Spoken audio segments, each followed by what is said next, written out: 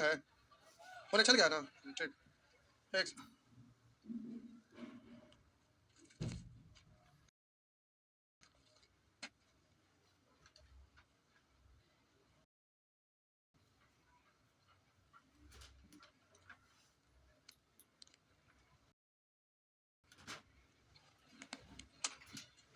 चलिए निकालिए, शुरू हो जाइए, निकालिए, शुरू हो जाइए।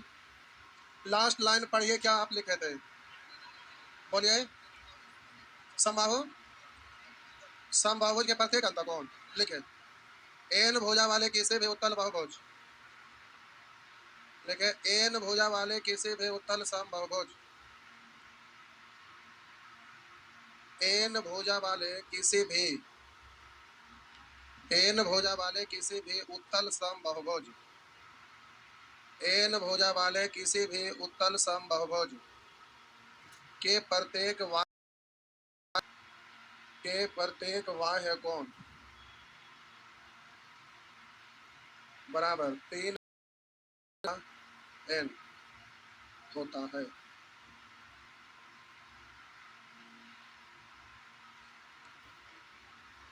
किसी भी बहिष्य कोण, किसी भी बहुभुज के बहिष्य कोणों का जो कितना होता है? 360। कैसा भी आकृति हो, त्रिभुज, चतुर्भुज, पंचभुज, षष्ठभुज, सप्तभुज, सभी में। अब उसमें एन से भाग दे देंगे तो एक कोण निकल जाएगा ना, तो इसलिए बोलेंगे 360 बटा एन। लेकिन ऐसा होगा कब? जब समबाहुभुज होगा तब। अलग अलग रहेगा तो सीखे थे ना, 180 माइनस प्रत्येक अंतर कोण, तो प्रत्येक बाह्य कोण निकल जाएगा। आया ना? आगे नोट में लिखिए। किसी भी बहुभुज में जैसे जैसे भुजाओं की संख्या में वृद्धि होती है, किसी भी बहुभुज में जैसे जैसे भुजाओं की संख्या में वृद्धि होती है, वैसे वैसे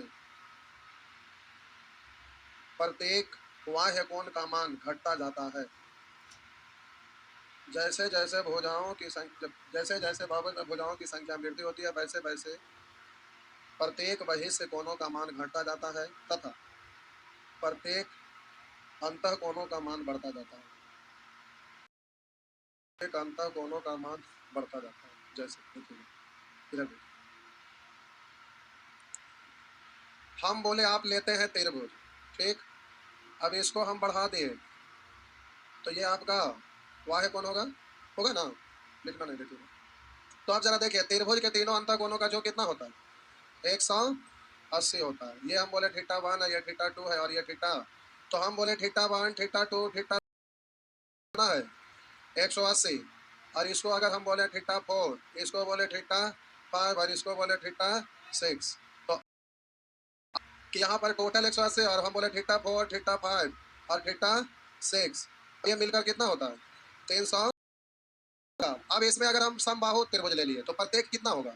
60। हम बराबर बराबर ले रहे हैं, ये भी 60, ये भी 60, ये भी 60, 180 है। तो ई थीटा 4 अगर कहेंगे तो पूरा स्ट्रेट लाइन 180, तो 180 में 60 घटाएंगे तो 120, 120, 120, तब मिलकर 360 हुआ ना। अब हम बोले भुजा यहाँ 4 गोली, अगला बार 5 गोलेंगे, अगला बार 6 गोलेंगे। तो अब देखिए यहाँ पर हम बोले कि प्रत्येक बाह्य कोण का मान घटते जाएगा। देख लीजिए, हम बोले थीटा 1 है, ये आपका थीटा 2 है, इसको आप बोलेंगे थीटा 3 और ये थीटा 4 है। तो आप बोले 90, तो ये कितना? ये भी 90, ये भी 90। तो आप बोलिए इसमें 60 है तो प्रत्येक अंतर कोण का मान बढ़ गया ना, और प्रत्येक बाह्य कोण का मान घट गया। तो जैसे जैसे भुजा की संख्या बढ़ेगा बाह्य कोण का मान घटता जाएगा और अंतर कोण का मान बढ़ता जाएगा। ये पॉइंट आपको याद रहना चाहिए, क्योंकि इसमें एक क्वेश्चन पूछता है, अगर ये पॉइंट अगर आपको याद नहीं रहेगा, और बार बार कई बार एसएससी का एग्जाम में रिपीट किया है कि बहुभुज में जैसे जैसे भुजा की संख्या बढ़ाते जाते हैं, प्रत्येक बहिष्य कोण का मान घटते जाता है और प्रत्येक अंतः कोण का मान बढ़ते जाता है। मतलब समझ गए? समझाने के लिए लिखे थे, बस हो गया, हो गया ना। अगला पॉइंट छापेंगे, छाप लेंगे, तो छापिएगा तो भी हमको लिखना पड़ेगा ना। हम बोले theta 1 plus theta 2 plus theta 3 plus theta 4, 90 है, ये भी आपका 90 है, ये भी आपका 90 है, ये भी आपका 90 है, सबको जोड़ दिए तो हो गया 360। तो इसको 90 ऐसे बनाएंगे। अब हम बोले इसको बोले थीटा 5, इसको थीटा 6, इसको थीटा 7 और इसको थीटा 8, तो हम बोलेंगे थीटा 5, 6 थीटा 7, यहाँ थीटा 8। अब सबको जोड़ेंगे तो ये भी आपका हो गया 360, लेकिन इसमें से ये भी है 90, ये भी है 90, ये भी है 90, ये भी है 90। तो यहाँ पर दिख रहा है कि बहिष्य कोण का मान घट गया और अंतः कोण का मान बढ़ गया।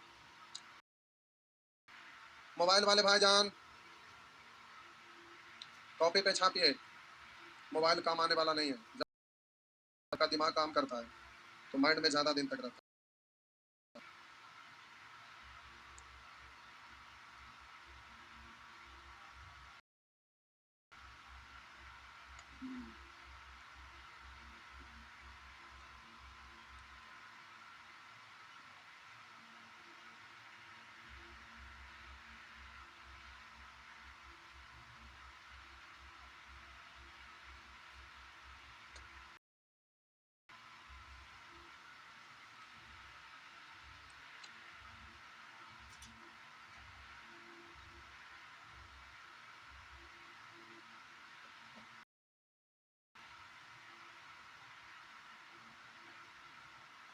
छाप लिए,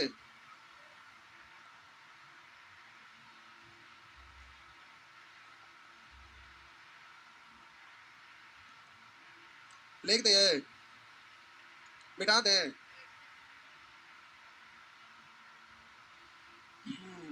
बड़े धीरे धीरे सब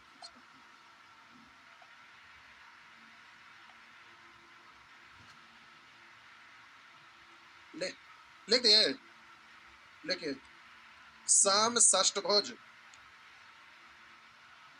सम षष्ठभुज के सम्मुख शीर्षों को मिलाने से, सम षष्ठभुज, सम षष्ठभुज के सम्मुख शीर्षों को मिलाने से 6 समबाहु त्रिभुज का निर्माण, 6 समबाहु त्रिभुज का निर्माण, प्रत्येक आपस में बराबर होता है। सम षष्ठभुज के सम्मुख शीर्षों को मिलाने से 6 समबाहु त्रिभुज का निर्माण होता है और प्रत्येक होता है, और प्रत्येक आपस, लिख दिए। तो देखिए, तो प्यारे ये है आपका, ये आपका है सम षष्ठभुज, ये शीर्ष बिंदु है ए, ये शीर्ष बिंदु बी, शीर्ष बिंदु सी, शीर्ष बिंदु डी, शीर्ष बिंदु ई, शीर्ष बिंदु एफ। और हम बोले कि सम षष्ठभुज बोले यानी सभी भुजा बराबर है, यानी ए बी बराबर बी सी बराबर सी डी बराबर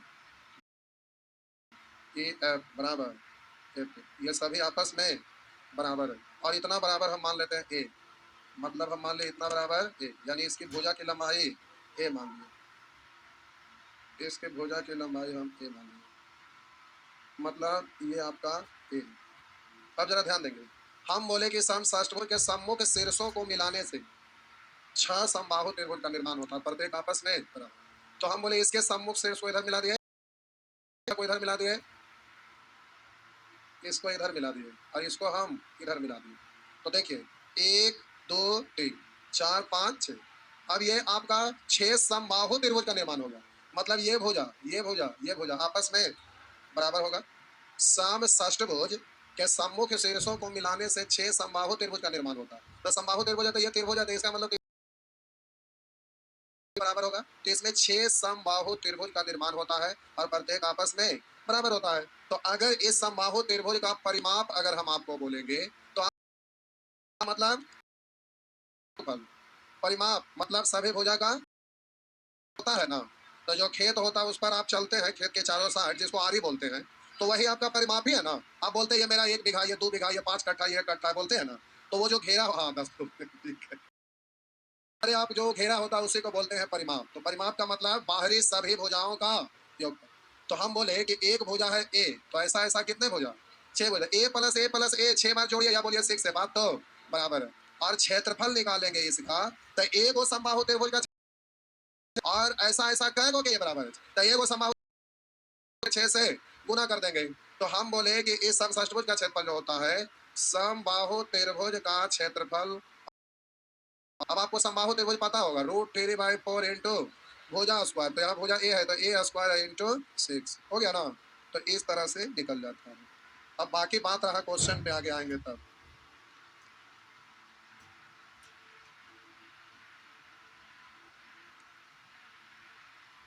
मेंसुरेशन प्यारे आसान होता है, लेकिन अब बात है कि सभी चीज को प्रूफ करिएगा तो वो अलग अलग जगह पर प्रूफ होता है। जैसे अब यहाँ पर बहुभुज है तो इसके लिए कोऑर्डिनेट ज्योमेट्री से प्रूफ होगा।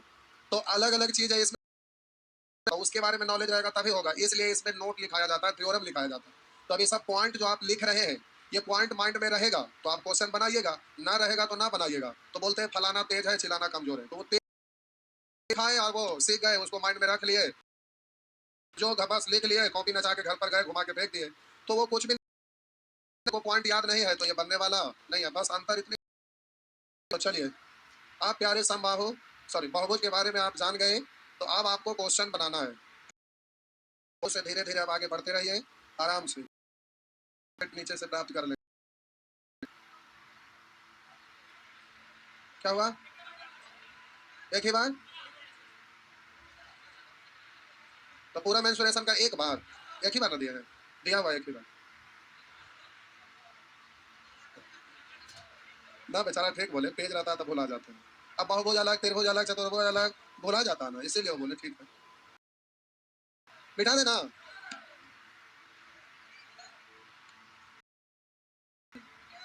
बिठा दे।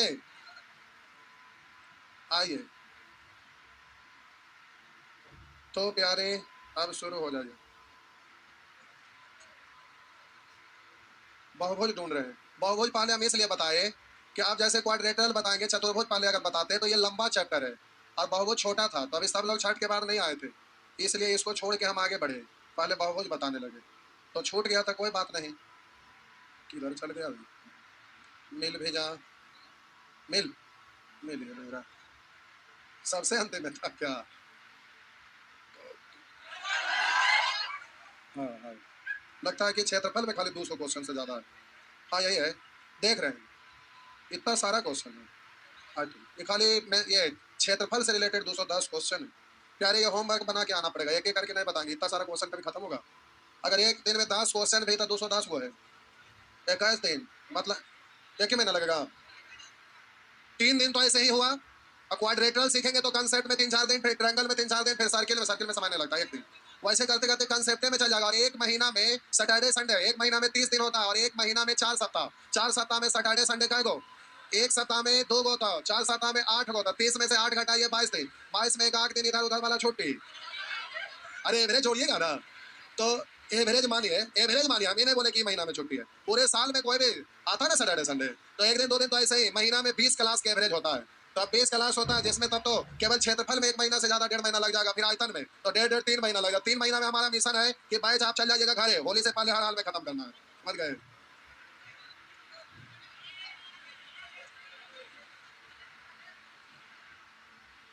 होली से पहले आपका बैच खत्म होगा। अब पहले क्या, हम जान रहे हैं 28 जनवरी को नया बैच जा रहा है। क्या हुआ? यहाँ से, हाँ वही हम सोच रहे हैं। आइए, करा एक डेका गन में कितने विकर्ण होते हैं? डेकन गन का मतलब क्या भुजा? 7 भुजा। देखिए आपको याद रखना है, डेका गन मतलब रावण के मूड़ी। क्या गो? डेका गन अगर पूछेंगे कि डेका गन में क्या भुजा, तो बोलेगा रावण के मूड़ी भुजा। क्या गो रावण का मुंडी था, तो डेका गन मतलब क्या भुजा? 10 गो। तो एक डेका गन में कितने विकर्ण होते थे? एन माइनस 3/2, तो 10 में से 3 घटाइए, 7, 2 से 5, 7 पंचे 35 हुआ ना, 7 पंचे 35।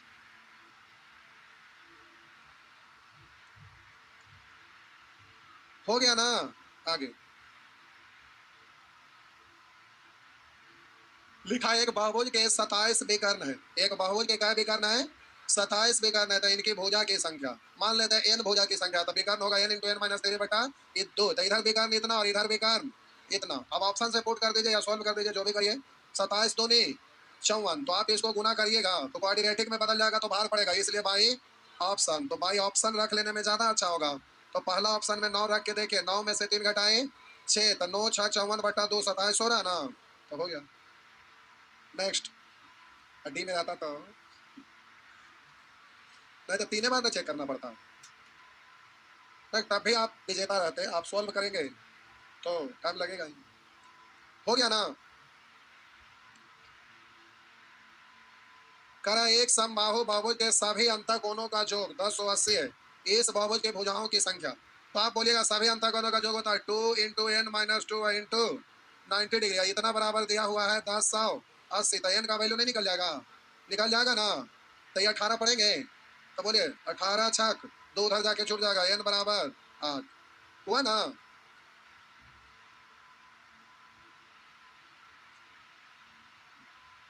हो गया। नेक्स्ट प्यारे, ये चैप्टर आसान है, आपको घर पर जाके बनाना है और बनाएंगे तो सब बनेगा बहुत अच्छे से। मेंसुरेशन, ज्योमेट्री, ये सब आप थ्योरम बेस्ड होता है, जैसे जैसे आप सीखते चलेंगे बनाते चलिएगा बनते चलेगा, रिवीजन में रखिएगा तो एग्जाम में बनेगा। हो गया ना? कह इन भुजाओं वाले उत्तल बहुभुज के सभी अंतःकोणों का योग कितनी है? तो हमेशा 360 ही होता ना? तो इन भुजा वाले उत्तल बहुभुज के सभी बाह्य कोणों का योग कितना होता है? 360 होता है। अब यहाँ कह रहा है कि कै समकोण के बराबर, ऑप्शन आपका समकोण में दिया हुआ है, तो एक समकोण का मतलब होता है, एक समकोण का मतलब 90 डिग्री, यानी 90 डिग्री का मतलब एक समकोण होता है। हम बोले 90 डिग्री का मतलब एक समकोण होता है, तो ये 360 डिग्री होता है ना? तो 360 बनाने के लिए 4 से, तो इधर भी 4 से, तो 360 हो गया ना? कै समकोण? 4 समकोण। एक समकोण बराबर 90 डिग्री होता है, तो आपको 360 डिग्री में कै गो समकोण होगा? 4 गो होगा। आगे नेक्स्ट,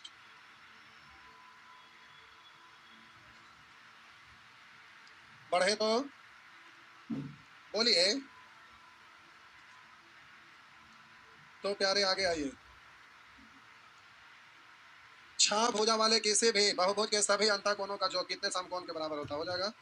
कह रहा है एक पंचभुज के एक अंतःकोणों का मान 80 है, बाकी 4 कोण समान है, तो प्रत्येक समान कोण कितना है?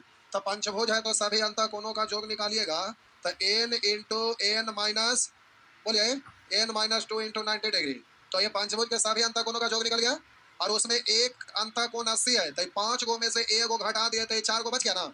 और कह रहा है कि बाकी 4 कोण समान है, मतलब सब बराबर बराबर है ना? तो पूछ रहा है प्रत्येक समान कोण का मान कितना है, तो 4 से भाग दे देंगे तो प्रत्येक निकल जाएगा। नहीं समझे?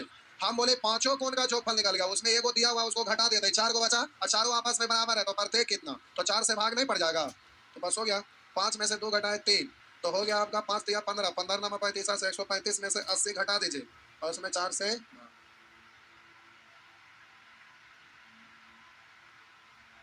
ओ 15 नंबर 35 से 150, 1350 ना होगा, जीरो भी तो होगा। 1350 में से 80 घटाइए, उसके बाद 4 से भागे। नेक्स्ट आगे क्या हुआ? क्या हुआ? हाँ 2 इंटू एन माइनस 2, यहाँ पर 5 लीजिए, यहाँ 5 है, 2 into n minus 2 into 90, 2 into n minus 2 into 90 degree होता है जो पर मिस्टेक से 5 लिखा। हो गया ना? हुआ ना? आइए अगला प्रश्न, करा एक समबाहु पंचभुज के प्रत्येक अंतःकोण का माप, तो पंचभुज का योग निकाल के 5 से भागा दे देंगे ना? हाँ छोटे छोटे बहुभुज के एक अंतःकोण के नाप इतना, तो हम बोले कि मान लेते हैं कि भुजा की संख्या n है, तो सभी अंतःकोणों का योग 2 into n minus 2 into 90 degree. यहाँ एक अंतःकोण का रहा, तो इसमें एक को निकालने के लिए n से भाग दे दिया, तो प्रत्येक अंतःकोण दिया हुआ 5 पाई, पाई का मतलब 180 डिग्री, आप सभी लोगों को पता होगा पाई मतलब होता है प्यारे 180 डिग्री। यानी कैसे होता है ट्रिगोनोमेट्री में, ये प्रूव करना, आप लोग ट्रिगोनोमेट्री में सीखे होंगे। तो हम बोले पाई गुने 180 और बट्टा 6, काट दीजिए 6 तिया, अब काट छाट करिए 30 तिया, अब आपका हो गया 5n, और इधर हो जाएगा 3 दूनी 6n माइनस 3 दूनी 6, 6 दूनी 12, 12 उधर जाएगा प्लस और 5n इधर आएगा, तो 6 में से 5 घट जाएगा, तो ये आपका हो गया 12, मतलब द्वादश भुज। रावण से भी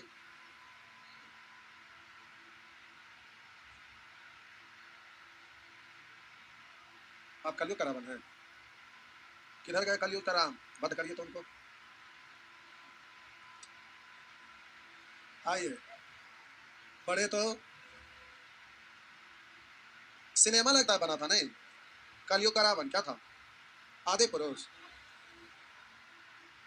विवादित सिनेमा था नहीं? जान के वैसे करता है ताकि सिनेमा हिट कर जाए, पता है ना? वो फैलता है खूब, खान सर देखते हैं पाकिस्तान वाला को खूब गलियाते हैं, चाइना वाला को, कोई भी विवादित बयान रहता है तो ज्यादा पॉपुलर होता है नहीं? कभी भी कुछ भी कभी भी कुछ ऐसा रहेगा, किसी को भी हाईलाइट होना, एक बार विवादित बयान दे दीजिए, हाईलाइट हो गए नहीं। आइए क्या हुआ? ना सब ना आइए। मैथ में हम विवादित बयान क्या देंगे? 2 जोड़ 2 5 होता है। इसमें क्या है? ये तो मैथ है, मैथ एकदम सत्य होता है, इसमें कुछ नहीं होता है। आइए 10 भुजा वाले समबाहुभुज के प्रत्येक बहिष्ठ कोण का मान क्या होगा? तो ये सब हो जाएगा। यहाँ आइए करा एक षटभुज के कोण x degree x minus 5 degree x minus 5 2x minus 5 इस तरह से षष्टभुज है। तो षष्टभुज का एक कोण है x डिग्री, दूसरा है x माइनस 5, उसी तरह से तीसरा है x माइनस 5, उसी तरह से चौथा है 2x माइनस 5, उसी तरह से अगला भी है 2x माइनस 5, इस तरह से अगला दिया हुआ है 2x प्लस। तो बोलिए इस तरह से ये 6 हो गया ना। एग्जाम में ऐसे लिखते नहीं रहेगा, जोड़ना ही है ना सबको, तो यहीं पे जोड़ दीजिएगा। एक गो 2 गो 1 आओ, 3 गो 2 गो आओ, 5 गो 2 गो आओ, 7 गो 2 गो आओ।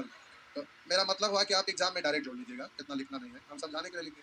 तो अरे एक सम सॉरी षटभुज के कोण, सम षटभुज नहीं है, सम षटभुज रहता तो सभी कोण आपस में बराबर होता है। ये को लिखते उसमें 6 से गुना कर देते 6 हो जाता, ये अलग अलग है। तो इसका 6 कोणों का योग तो जोड़ने से ही पता चलेगा ना। तो इतना हुआ। और आप जानते हैं कि षष्टभुज के सभी अंतः कोणों का योग तो बोलेंगे 2 इंटू n माइनस 2 यानी इंटू 90 डिग्री हो गया ना। अब ये आपस में बराबर हो जाएगा। तो 1 2 3 2 5 2 7 2 9 x minus 5 minus 5 minus 5 minus 5 4 बार माइनस 20 प्लस 20 खत्म ना। तो इतना बराबर 2 गुना 4 गुना 90, तो इससे ही कट गया 10 बार। तो हो गया 4 दुनिया 8, 8 गुने 10 यानी 80 हो गया ना। नेक्स्ट